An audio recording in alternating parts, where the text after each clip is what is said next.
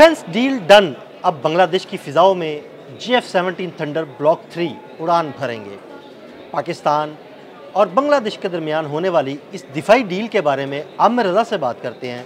आमिर भाई, पाकिस्तान और बांग्लादेश के दरमियान एक दिफाई डील हुई है, उस दिफाई डील के बारे में हमारे नाज़रीन को बताइएगा। जी बिल्कुल, ये यूँ समझें इस बात को कि ऑपरेशन सिंदूर के बाद पाकिस्तान को जो जियोपॉलिटिकल के अंदर कामयाबियां हासिल हुई हैं, उसमें सबसे बड़ी कामयाबी तो वो सऊदी अरब के साथ वो दिफाई या डिफेंस पैक्ट है जो कि हम कर लिया है हमने। और उसके बाद आप देख लें कि बांग्लादेश के साथ भी हमारा पैक्ट हो गया। इसकी तरफ मेरा ध्यान नहीं जाना था और मैंने इस पर तवज्जो नहीं देनी थी, लेकिन खुद एक भारतीय तजियाकार जो दिफाई तजियाकार हैं, उन्होंने कहा कि अब हमारे लिए पाकिस्तान को फतह करना या पाकिस्तान को शिकस्त देना जो है वो नामुमकिन हो चुका है। अच्छा, इसको उन्होंने इस तरह से डिस्क्राइब किया जिस तरह शायद मैं भी ना कर सकूं। उन्होंने जिस अंदाज से उन्होंने कहा कि बिल्कुल ये गधों की तरह जो है भारतीय फ़ौज को मार देंगे। और उसकी बुनियादी वजह उन्होंने ये बताई कि तीन अतराफ से भारत गिर गया। अगर वो पाकिस्तान की तरफ फ़ौज को डिप्लॉय करता है या किसी किस्म की शरारत करता है या कार्रवाई करता है, उन्होंने तो ये नहीं कहा। उन्होंने तो कहा अगर हम पाकिस्तान के ख़िलाफ़ किसी जंग का आगाज़ करते हैं या कार्रवाई का आगाज़ करते हैं तो हमारे साथ होगा क्या। हमारी मशरक़ी सरहद पर बांग्लादेश बैठा है, वो कुछ ना करे, सिर्फ अपने जो एयरपोर्ट्स हैं वहाँ से वो JF-17 थंडर ब्लॉक 3 को उड़ा दे, ले जाए ना भारत के अंदर, सिर्फ उड़ाए तो हमारे तवज्जो जो है मगरबी सरहद यानी ये सरहद जिस पर हम बैठे हैं इसकी तरफ से हटेगी और हमारा बांग्लादेश की तरफ ध्यान जाएगा। दूसरी तरफ एक चीन बैठा है, सुपर पावर है, वो कुछ ना करे, वो चंद ट्रक जो है वो बॉर्डर की तरफ लेकर आए और वो जब लद्दाख की तरफ आएगा या तिब्बत की तरफ आएगा तब भी आपकी फ़ौज की तवज्जो जो है वो डाइवर्ट हो जाएगी।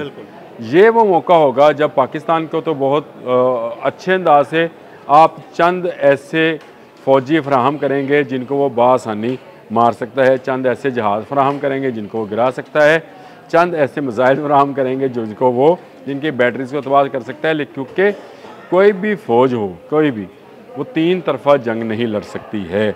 आप एक तरफ के दुश्मन से मुकाबला कर सकते हैं, आप तीन अतराफ को मुकाबला नहीं कर सकते। लेकिन आमिर भाई, हम तो दो तरफ के दुश्मन के साथ मुकाबला कर रहे हैं। नहीं, हमने बारी बारी किया है, ये भी आप जहन में रखें। और दूसरी तरफ का जो दुश्मन है वो उस काबिल ही नहीं है कि उसको अगर दुश्मन भी बनाया जाए, दुश्मन भी किसी इंसान को बनाता है। इस तरह के हैवानों को क्या दुश्मन बनाना हमने। लेकिन मसला ये है कि इनके तीन अतराफ़ की जंग में भारत को शिकस्त होगी।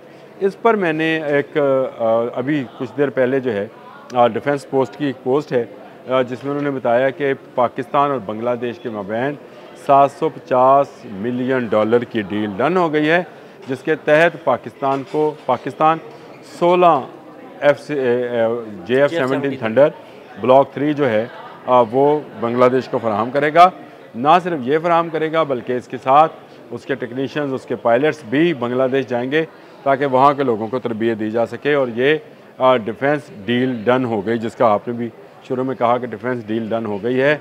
इसकी इस वक्त जो है बहुत ज़्यादा घबराहट महसूस हो रही है भारतीय फ़ौज के अंदर, भारतीय थिंक टैंक्स के अंदर और भारतीय सियासत के अंदर। क्योंकि पिछले दिनों राहुल गांधी ने भी इसी तरह का एक बयान दिया था कि मोदी की सियासत ने और मोदी की जारहाना पॉलिसियों ने भारत को तीन अतराफ से घेर लिया है।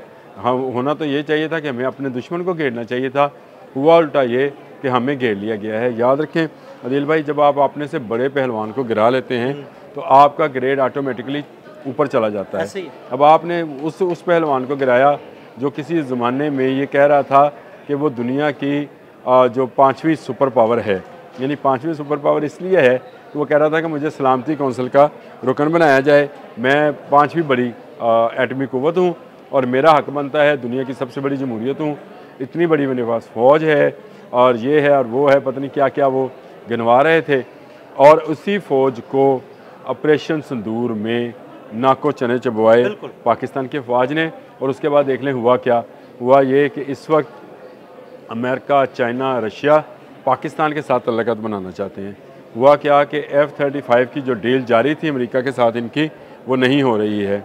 S-400 की जगह ये S-500 लेना चाह रहे हैं, यानी अगला वर्जन लेना चाह रहे हैं, क्योंकि ये इनकी नाकामी थी कि S-400 को रखकर ये समझ रहे थे कि इसको तबाह नहीं किया जा सकेगा। अब उन्हें पता लग गया कि S-400 पाकिस्तान का कुछ नहीं बिगाड़ सकता। बिल्कुल S-500 भी नहीं बिगाड़ सकेगा। चले मैं आपको ये भी बता देता हूँ कि पाकिस्तान उससे अगली टेक्नोलॉजी जो है वो लेकर आ जाएगा, क्योंकि पाकिस्तान हर आने वाली नई टेक्नोलॉजी जो है ले रहा है। जिन तजियाकार का मैं आपसे जिक्र कर रहा था, उन्होंने ये लफ्ज़ भी इस्तेमाल किया। उन्होंने कहा कि हमने ये समझा था कि ऑपरेशन सिंदूर करके पाकिस्तान को दुनिया भर में अकेला कर देंगे, और हुआ ये कि भारत अकेला हो गया है। और पाकिस्तान के साथ क्योंकि चाइना खड़ा है, अमेरिका उनके जो फील्ड मार्शल हैं उनको बुलाकर लंच कराता है, उनके वज़ीर आज़म को तमाम दुनिया के सरबराहान के सामने ना सिर्फ दावत देता है बल्कि उसका माइक भी ठीक करता है और कहता है कि आप भी बोलें। तो इसका मतलब ये है कि पाकिस्तान वो अहमियत अख्तियार कर गया है जो भारत की ख्वाहिश किसी ज़माने में रही है, और अब पाकिस्तान जब चाहेगा जहाँ चाहेगा वो भारत को नाको चने चुबाएगा, शिकस्त दे सकता है। और बुनियादी वजह उसने वही बताई थी जो मैं आपको पहले बता चुका हूँ कि 3 अतराफ़ से घेरे में ले लिया है। 2 ममालिक जंग ना भी करें, वो आपकी आर्मी की जो सोच है उसको डाइवर्ट कर सकते हैं, और वो डाइवर्शन ही इतना ही लम्हे चाहिए होते हैं किसी को डाइवर्ट करने का। अगर वो हो जाए या भटक जाए तो उसके बाद वो ब्रह्मोस जो पाकिस्तान पे चलाया जाता है वो अफ़गानिस्तान में गिरता है। जो राफ़ेल पाकिस्तान में मिसाइल गिराने आते हैं, तवज्जो ही डाइवर्ट हुई थी ज़रा सी उनकी, और वो ज़मीन बोस हो गए, और वो राफ़ेल जो कभी गिराए नहीं गए थे पाकिस्तान ने गिरा कर दिखा दिए।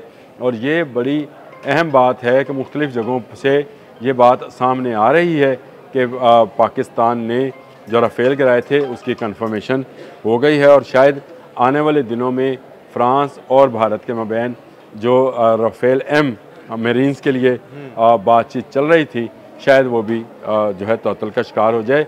हाँ, रशिया के साथ उनके तल्लुकात गहरे हैं, लेकिन पेट्रोल का मामला लेकर जो एक नई जंग शुरू कर दी डोनाल्ड ट्रंप ने पेट्रोल को लेकर, उसमें उनको जो है वो रशिया के साथ भी तल्लुकात बिगड़ते हुए नज़र आ रहे हैं, क्योंकि रशिया को इस वक्त सख्त ज़रूरत है पैसों की यूक्रेन जंग की वजह से, और उसका अगर पेट्रोल नहीं बिकेगा, जिस तरह कल डोनाल्ड ट्रंप ने 2 कंपनीज़ पर पाबंदी लगा दी है, और उसमें साथ 32 कंपनियाँ दीगर कंपनीज़ हैं जिन पर पाबंदी लगी है, और इनमें ज़्यादातर कंपनी जो हैं अदील भाई वो इंडियन हैं। बिल्कुल। तो इंडिया बहुत जल्द जो है घुटनों के बल आने वाला है। और वो डोनाल्ड ट्रंप की बात याद कीजिए 3 माह पहले वाली, उसने कहा था कि हो सकता है कि पाकिस्तान के साथ ये पेट्रोल की डील करें। बात मकसद सिर्फ इस आज के आपके साथ गुफ्तगू करने का ये था कि पाकिस्तान ने अपनी बेहतरीन दिफाई हिकमत अमली, पाकिस्तान के दिफा पर ममूर थिंक टैंक ने जो प्लान किया था उसको अच्छे तरीके से एग्जीक्यूट कर लिया है। आज हमारा JF-17 थंडर ब्लॉक 3 जो है उसकी डील बांग्लादेश के साथ भी डन हो गई है।